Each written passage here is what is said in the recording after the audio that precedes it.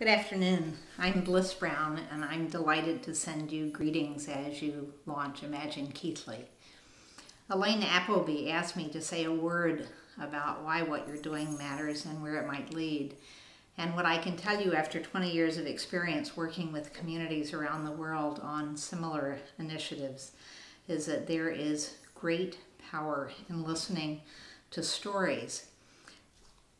Ron Heifetz, who teaches at the Harvard Kennedy School, in his book on Leadership Without Easy Answers, say that leaders are what are needed when there are adaptive challenges, meaning we've never been here before and we're not quite sure what to do. Managers organize things to do when we know what to do, and it's a matter of applying what we know. But the leadership task happens whenever there's something important to be done, but we've never been here before. And many of the issues facing our cities are in that category. In that case, what human beings uniquely do is to tell stories in order to accelerate learning. It's something we uniquely can do as a species. In Imagine Chicago and in the Imagine movement, which has gone on now across the globe for the last 20 years, there are three simple words that provide a kind of reference framework: understand, imagine, create. Understanding is based on storytelling about what works, what's of value. Imagine, for instance, since you're focused on a kinder and safer Keighley, imagine that story in your own life where you felt completely safe, or that time when someone stood in solidarity with you in a way that made it possible for you to imagine your future in a new way. Or imagine telling the story of the person in your own life who's been the greatest source of courage, or the person in your own life who's brought out your best.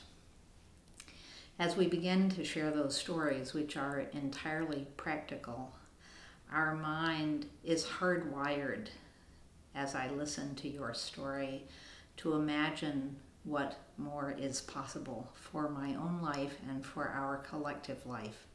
So as we investigate, for instance, what makes a place safe now, we can also begin to think and imagine strategies to do that in a more effective way, in a broader way, in a new way, which build on something which is trustworthy, but take it to a new place.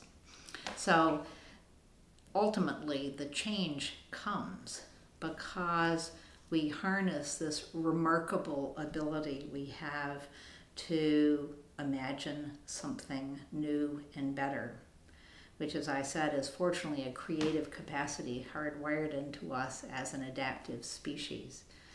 We take that ability and we apply it in completely practical ways to challenges at hand that are required in order for us to survive better together. So I'm so excited to hear about what you're doing there. I'll be so eager to learn from it, and I'm very happy to say that when I'm in England in July, that I plan to join you in Keighley for the visioning process that you have in mind for that time, when those mini stories can be brought together and used as a foundation to imagine what can happen now.